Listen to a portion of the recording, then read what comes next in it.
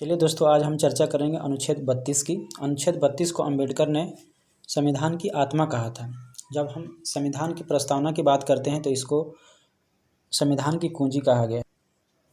जब प्रस्तावना की बात होगी तो संविधान की कुंजी कहा गया है, ठीक है। इसमें नाम का जिक्र नहीं है, लेकिन जब अम्बेडकर का बात होगा तो अम्बेडकर ने अनुच्छेद 32 को यानी कि संवैधानिक उपचारों का अधिकार को संविधान की आत्मा कहा है, ठीक है। और इस अनुच्छेद के अंतर्गत सुप्रीम कोर्ट 5 प्रकार के रीट जारी कर सकता है। वो रीट हैं बंदी, प्रत्यक्षीकरण, परमादेश, प्रतिषेध लेखन, उत्प्रेषण, अधिकार परीक्षा लेख। बंदी प्रत्यक्षीकरण को हैबियस कॉर्पस कहा जाता है और परमादेश को मंडामुस कहा जाता है। प्रतिषेध लेखन को प्रोहिबिशन और उत्प्रेषण को सर्सियररी कहा जाता है और अधिकार परीक्षा लेख को क्वो वारंटो कहा जाता है। अब आइए हम एक एक करके इन पे चर्चा करते हैं। बंदी प्रत्यक्ष लेखन, इसके तहत इसमें सीधे सीधे है बंदी प्रत्यक्ष, मतलब जो बंदी बनाया गया उसको प्रत्यक्ष करो, उसको सामने लाओ। यानी कि अगर किसी को अवैध रूप से गिरफ्तार किया गया है तो उसको सुप्रीम कोर्ट उस अधिकारी को बोलेगा कि इस आदमी को निश्चित समय में निश्चित स्थान पर उपस्थित होने के लिए बोल सकता है। यही है बंदी प्रत्यक्षीकरण।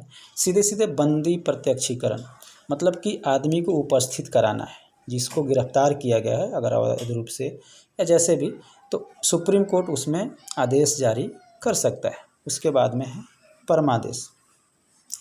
परमादेश एक आदेश, परम आदेश है, ये बहुत बड़ा आदेश है। इसमें होता क्या है कि जब कोई पदाधिकारी अपने सार्वजनिक कर्तव्य का निर्वहन नहीं करता है तो उस समय सुप्रीम कोर्ट यह आदेश जारी करता है उस अधिकारी को अपना कर्तव्य निर्वहन करने के लिए, ठीक है।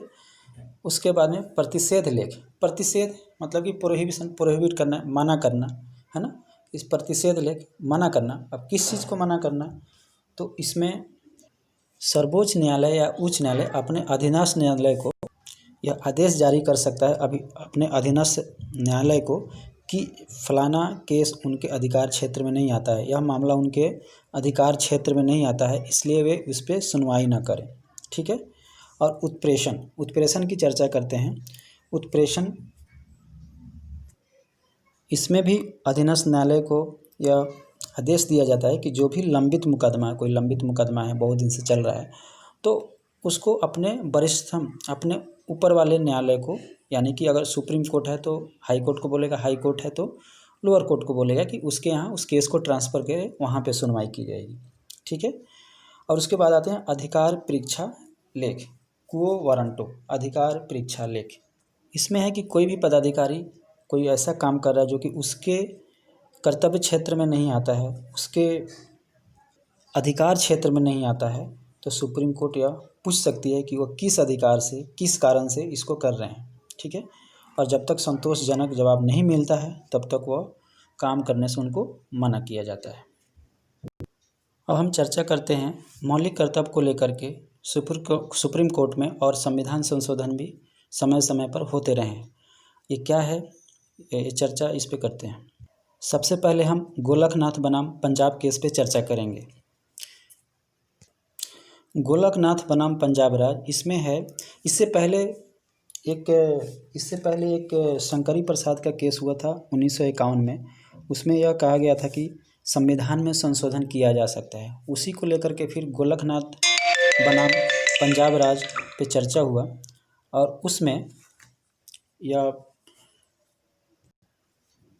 सुप्रीम कोर्ट ने बोला कि अनुच्छेद 368 के तहत संविधान में संशोधन नहीं किया जा सकता है, संविधान में संशोधन नहीं किया जा सकता है। जबकि इसके पहले 1951 में जो केस था शंकरी प्रसाद का, उसमें बोला गया था कि संविधान में संशोधन किया जा सकता है।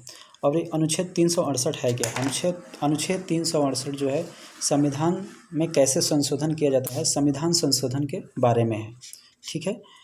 तो फिर उसके बाद क्या हुआ, 1971 में 24वां संविधान संशोधन हुआ। उस समय इंदिरा गांधी का सरकार था और उस समय 1971 में भारत पाकिस्तान भी युद्ध हुआ था, जिसके बाद बांग्लादेश एक अलग राष्ट्र के रूप में उभरा और इंदिरा गांधी पूर्ण बहुमत में थी, ठीक है। तो फिर जब गोलकनाथ बनाम पंजाब राज का केस आया तो 1971 में संशोधन किया गया 24वां संविधान संशोधन, और उसमें बोला गया कि संविधान संशोधन किया जा सकता है। उसमें क्या बोला गया? संविधान संशोधन किया जा सकता है। इसके बाद में केशवानंद भारती बनाम केरल राज्य केस आया, ठीक है, ये 1973 में आया। इसने भी बोला कि संविधान में संशोधन किया जा सकता है, ठीक है। अब इस पे देखिए, आइए, गोलकनाथ बनाम पंजाब राज्य, इसमें क्या बोला गया कि संविधान में संशोधन नहीं किया जा सकता है अनुच्छेद 368 के तहत। 24वां संविधान संशोधन किया गया पार्लियामेंट के द्वारा, संसद के द्वारा, इसमें बोला गया कि नहीं, संशोधन किया जा सकता है। उसके बाद केशवानंद भारती बनाम केरल राज्य केस आया, ठीक है, यह काफ़ी चर्चित रहा था। इसने बोला कि संविधान संशोधन तो किया जा सकता है, लेकिन जो मूल धारणा है संविधान का, उसमें कोई छेड़छाड़ नहीं किया जाएगा।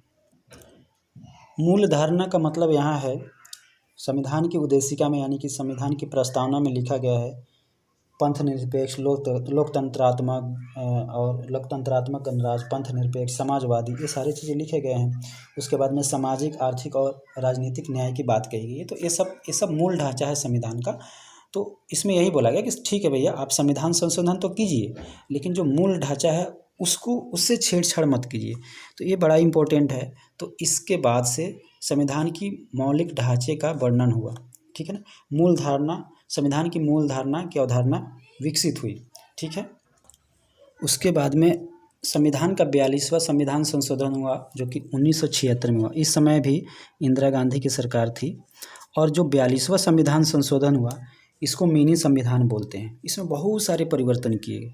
तो इन्होंने, जब केशवानंद भारती बनाम केरल राज्य का जो डिसीजन आया, उससे सरकार नाराज़ हो गई थी और उन्होंने इसमें अमेंडमेंट करने को चाहा, और अमेंडमेंट किया भी 42वें संविधान संशोधन के तहत। और इसमें बोला कि हम तो संविधान संशोधन भी करेंगे, और इस जो संशोधन करेंगे उसको न्यायालय में प्रश्नगत नहीं किया जा सकता, उस पर क्वेश्चन मार्क नहीं किया जा सकता, मतलब कि न्यायिक, इस पर न्यायालय में पुनरीक्षण नहीं हो सकता है, ठीक है। तो उसके बाद फिर मिनर्वा मिल्स का एक केस आया, जो कि 1980 में आया था। ये आया था मिनर्वा मिल का केस 1980 में।